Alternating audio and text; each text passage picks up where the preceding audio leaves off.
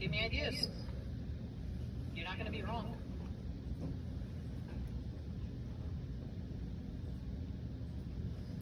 So we mentioned where the address is, we've mentioned whichever street is the busiest.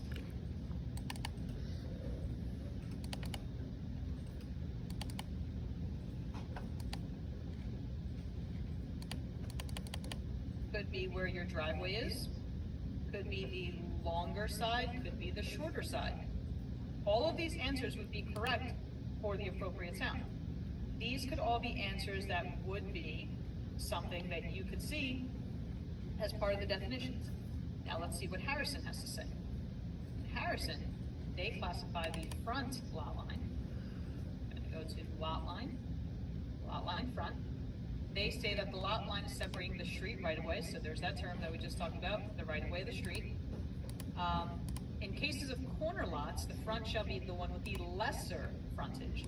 So what Harrison is telling you is that whatever side is shortest on a corner, that's what they're gonna call the right of way.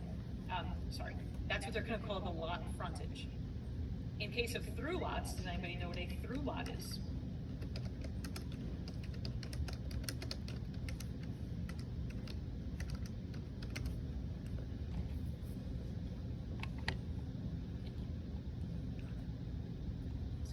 Lot is just when you have streets on the top and bottom of your property, but you're not a corner lot.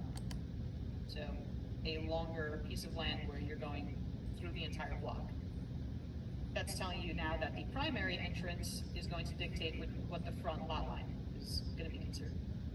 All right, so again, definitions are important. They start on page 16, and this is where you're going to be able to reference to make sure that you understand the terminology and know if you're laying out your site properly. Okay? Next page that you're going to make a note of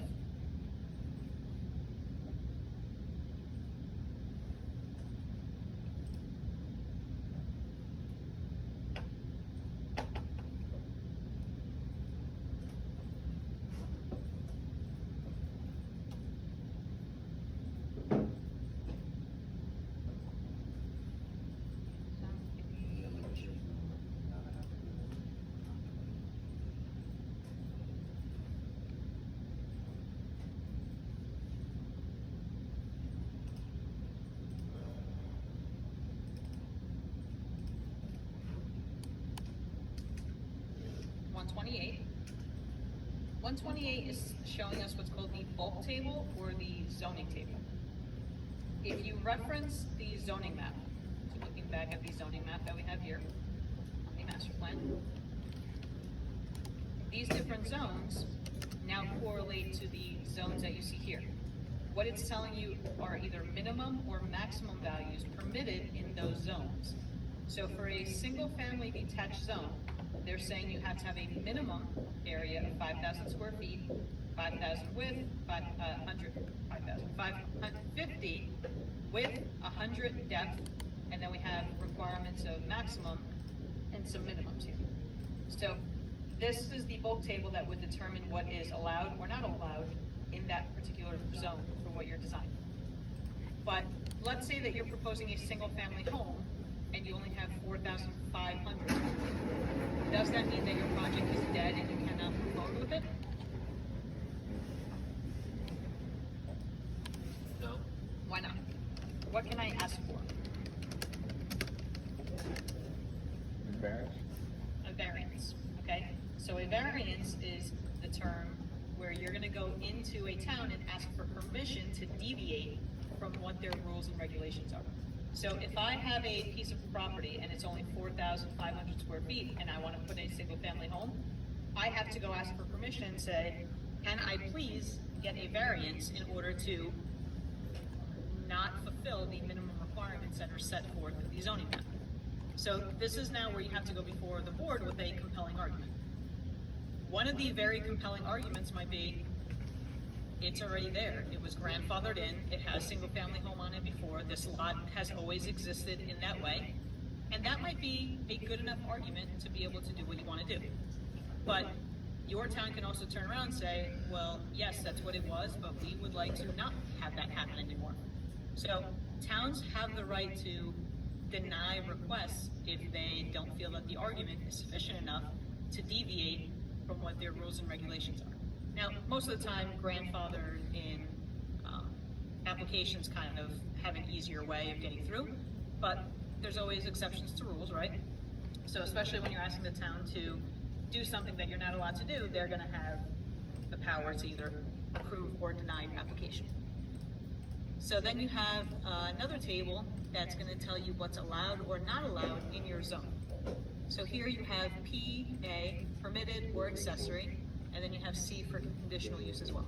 So in a single family zone, you're gonna see the different uses, and it's not only zoned where single families are the only properties that you could do there.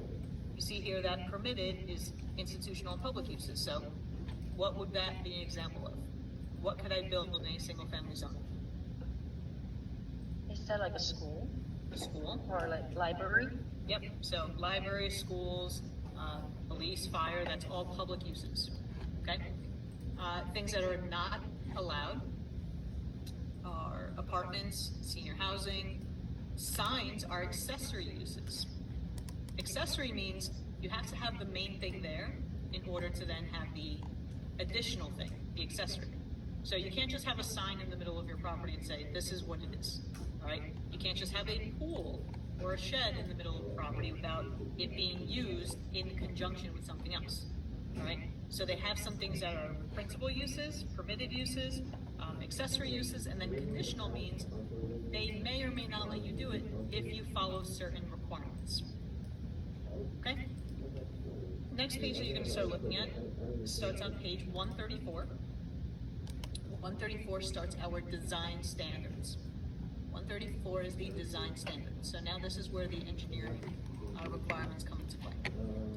If we look at landscaping, it says all lots regardless of type. You have to have a minimum of 10% landscaping. So that means no matter what you're proposing in your project, it doesn't matter if you're doing a Burger King or a apartment complex, you have to have 10% of that property landscaped, all right? What they're trying to accomplish here is to add more greenery throughout the town of Harrison, all right? So no matter what, 10% of all of your sites have to have landscaping. And another piece that's going to be very important to you is starting on page 141, and this is off-street parking. This is a requirement for the project, is you must run a calculation to come up with how much parking you are proposing for your project, all right? So here you have different requirements on the off-street parking. They're giving you the dimensions, so 9 feet by 18 feet. Here, they're telling you that if you're doing 90-degree parking, 90-degree angle parking, your drive aisle has to be 24 feet. So these are all requirements based on your design standards. So 90-degree parking in your parking lot, you have to have a 24-foot aisle. Okay? Then we get into the calculation. So on page 144, make a note of this because this is something you need to reference. On page 144, you're going to see parking requirement calculations. You have to do an actual calculation. All right? So let's say you are proposing a bowling alley. It says for a bowling establishment, you need 1 space for every 4 lanes. Now that seems low, but that is the requirement. All right, the requirement is 1 for every 4.